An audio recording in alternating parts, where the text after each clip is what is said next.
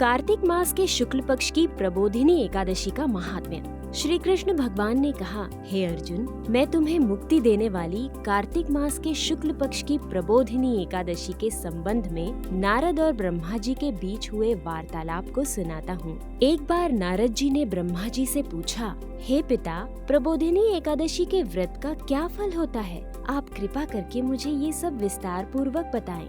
ब्रह्मा जी बोले, हे पुत्र, जिस वस्तु का त्रिलोक में मिलना दुष्कर है, वो वस्तु भी कार्तिक मास के शुक्ल पक्ष की प्रबोधिनी एकादशी के व्रत से मिल जाती है। इस व्रत के प्रभाव से पूर्व जन्म के किए हुए अनेक बुरे कर्म क्षण भर में नष्ट हो जाते हैं। हे पुत्र, जो मनुष्य श्रद्धा पूर्वक इस दिन थोड़ा भी पुण्य करते हैं, उनका वो पुण्य पर्वत के समान अटल हो जाता है। उनके पितृ विष्णु लोक में जाते हैं। ब्रह्म हत्या आदि महान पाप भी प्रबोधिनी एकादशी के दिन रात्रि को जागरण करने से नष्ट हो जाते हैं। हे नारद, मनुष्य को भगवान की प्रसन्नता के लिए कार्तिक मास की इस एकादशी का व्रत अवश्य करना चाहिए। जो मनुष्य इस एकादशी व्रत को करता है, वो धनवान, योगी, तपस्वी तथा इंद्रियों को जीतने वाला होता है, क्योंकि एकादशी भगवान विष्णु को अत्यंत प्रिय है।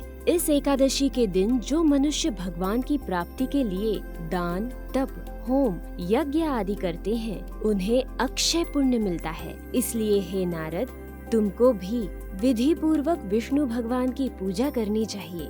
इस एकादशी के दिन मनुष्य को ब्राह्म मुहूर्त में उठकर व्रत का संकल्प लेना चाहिए और पूजा करनी चाहिए। रात्रि को भगवान के समीप गीत, नृत्य, कथा कीर्तन करते हुए रात्रि व्यतीत करनी चाहिए। प्रबोधिनी एकादशी के दिन पुष्प, अगर, धूप आदि से भगवान की आराधना करनी चाहिए। भगवान को अर्घ्य देना चाहिए। इसका फल तीर्थ और दान आदि से करोड़ गुना अधिक होता है।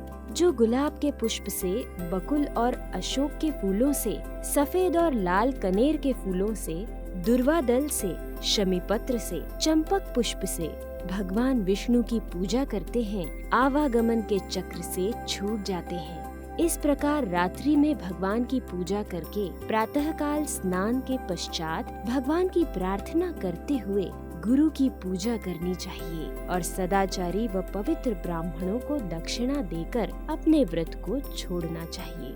जो मनुष्य चातुर्मास्य व्रत में किसी वस्तु को त्याग देते हैं, उन्हें इस दिन से पुनः ग्रहण करनी चाहिए। जो मनुष्य प्रबोधिनी एकादशी के दिन विधि पूर्वक व्रत करते हैं, उन्हें अनंत सुख मिलता है और अंत में स्वर्ग को जाते हैं।